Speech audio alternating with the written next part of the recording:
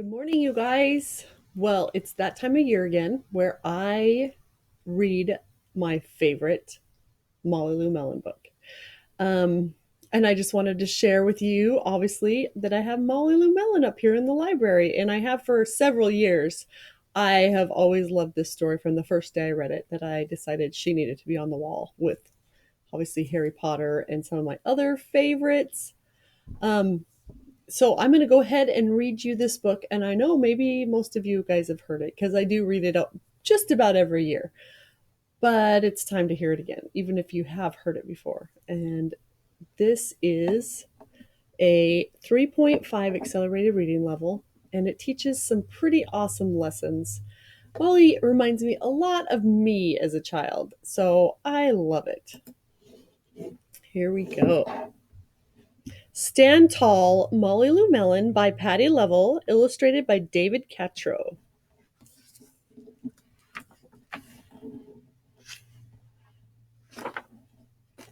Molly Lou Melon stood just taller than her dog and was the shortest girl in the first grade. She didn't mind. Her grandma told her, "Walk as proudly as you can and the world will look up to you." So she did. Molly Lou Melon had buck teeth that stuck out so far she could stack pennies on them.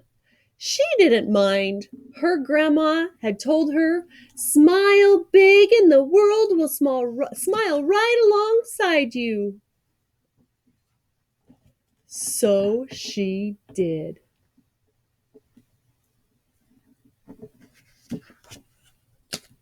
Molly Lou Melon had a voice that sounded like a bullfrog being squeezed by a boa constrictor.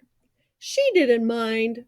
Her grandma had told her, "Sing out clear and strong and the world will cry tears of joy." So she did.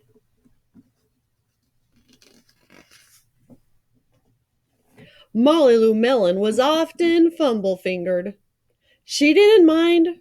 Her grandma had told her, "Believe in yourself and the world will believe in you too." So she did.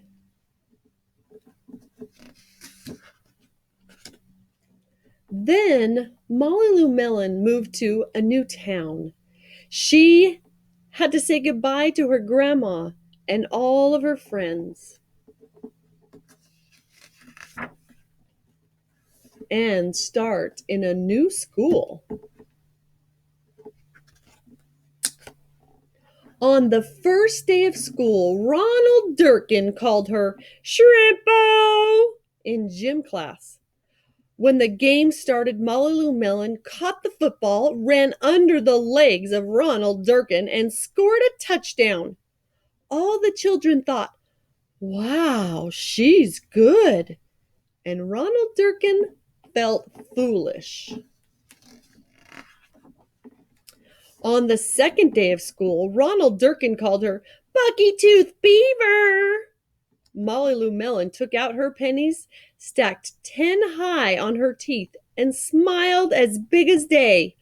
All the children smiled with glee, and Ronald Durkin felt foolish. On the third day of school, Ronald Durkin said, "You sound like a sick duck. Honk, honk." Molly Lou Melon sang out, "Quack," so clear and strong that it made Ronald Durkin somersault backwards, hit his head, and have to go to the nurse.